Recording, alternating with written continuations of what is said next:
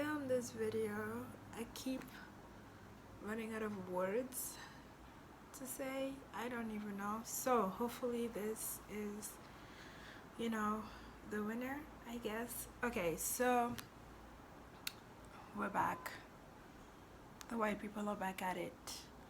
And on today's episode of White Cops Shooting Black People who are simply just living in their own homes, we have another case. And today's case is about Atatiana Jefferson. I know I am probably butchering her name. I am sorry, but I don't know how to say things. Let's talk about it, because the more we talk about things, the more we're aware, and that way we can maybe help. The more people talk about it, more people get involved, then maybe we can help start a movement of some sort, of either having police officers trained in a way where they're not as trigger happy and have to learn more about de-escalating situations, which I'm sure they already being taught, but I don't know what's going on. They're just not applying what they're being taught. But maybe if we hold enough people accountable for the actions, then in the future people will think before acting, so that more innocent people aren't dying. All right, let's get into it. So I want to start by talking about Miss Jefferson and telling you guys a little bit more about her. So she was 28 years old, and she graduated from Xavier University in Louisiana in 2014, where she studied biology and chemistry. So she finished that, and now she started pre-med. So while doing that, she was also working at pharmaceutical sales at Xavier. So she was doing that, and she was very involved in her community. Okay guys, so I'm going to read this article from CNN.com online. Obviously laptop, I don't know why. Anyway, so I'm going to read you guys what they said happened, and then we'll go from there. So Friday night, Jefferson stayed up late to play video games with her nephew. They played Call of Duty into the wee hours of Saturday morning, a mental reprieve as the boy's grandmother, Jefferson's mother, was in the hospital. After weeks of searing weather, they decided to enjoy the crisp autumn air. They opened the doors, allowed the breeze to flow through the house, Merritt said.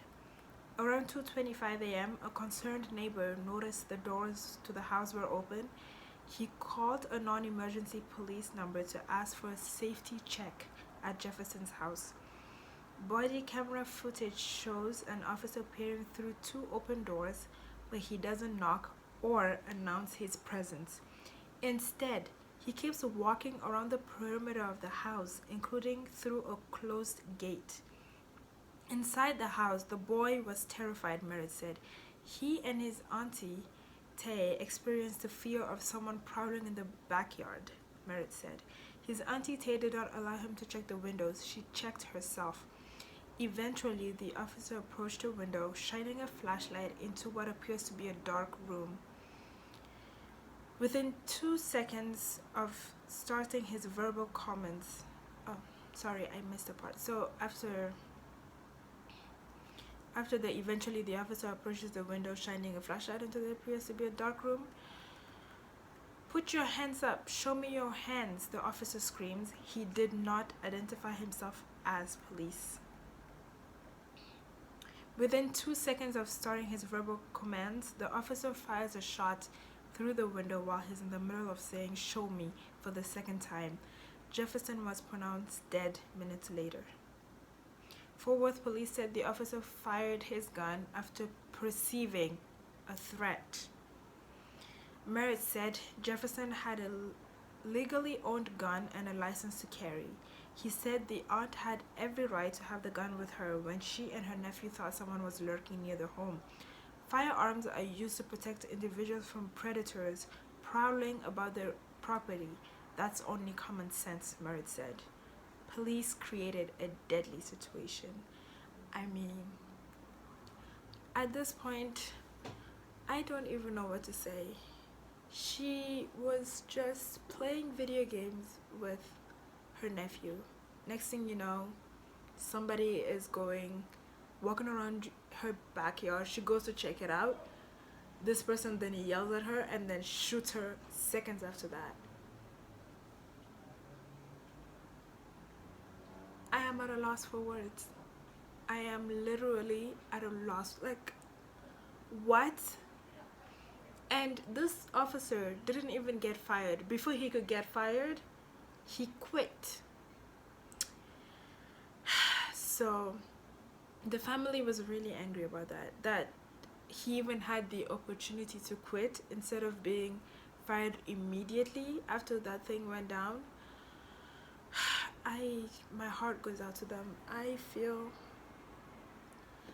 don't know how I feel. I don't know how I would feel if this was a part of my family, because I am so heartbroken about this, and this is not a person I know.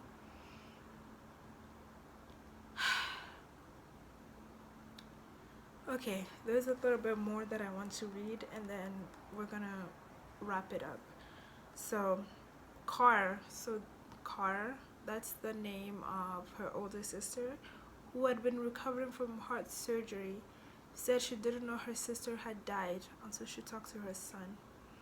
The first thing he told me was he was sad, and I asked him why he was sad, and he told me because the police had shot his aunt, Carr said. At that time, I knew nothing about that, so he was the one who actually told me what had happened. The boy shared a special bond with his auntie. They didn't just play video games together. Auntie also taught him life skills such as writing a schedule to help him stay organized and teaching him to be better prepared for school. Carr said she's amazed her young son is staying strong despite witnessing such horror. Now she's helping his mother cope. In the middle of the night when I'm crying, he wakes up and tells me to breathe in my nose and out of my mouth, Carr said. He holds me, he hugs me, and these are the things I should be doing for him, but he's helping me to be strong, and I believe that that's because my sister had a big part in that. Y'all, I can't. I'm about to cry at any given moment. I can't. She just moved into this house to help her mom and her nephews, and that led to her being shot in her own mother's house. Okay, that's so the officer Aaron Dean, he was arrested, and now he posted bail, a $200,000 bail. So now we have to wait for the trial to see what's gonna happen. But do you guys think, like, because that lady Amber Geiger got only 10 years for killing Botham Jean or Jean, I don't know if I'm also probably butchering that name, but because she only got 10 years for that, do you think that sets like a precedent almost? Like, do you think they're gonna use, like, his lawyers are gonna use that as an example and then try to argue that he should also get around 10 years or less because it was kind of like a similar, not really, but he thought he was in danger, she also thought she was in danger, the Amber Geiger lady. So do you guys think they're gonna probably use that? Like, just let me know in the comment section.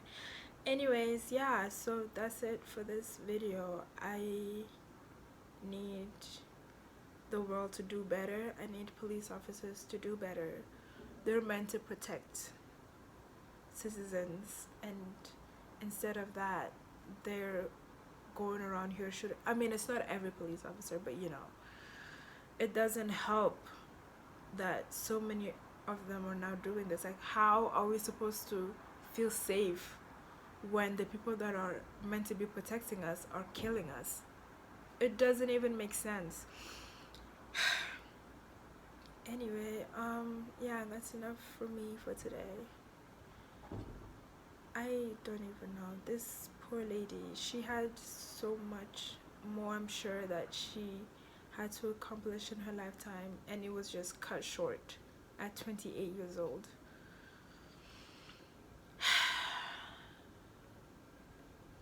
Okay, well, you guys have a good day or a good night, you know, whatever. Thanks for watching my video. Bye.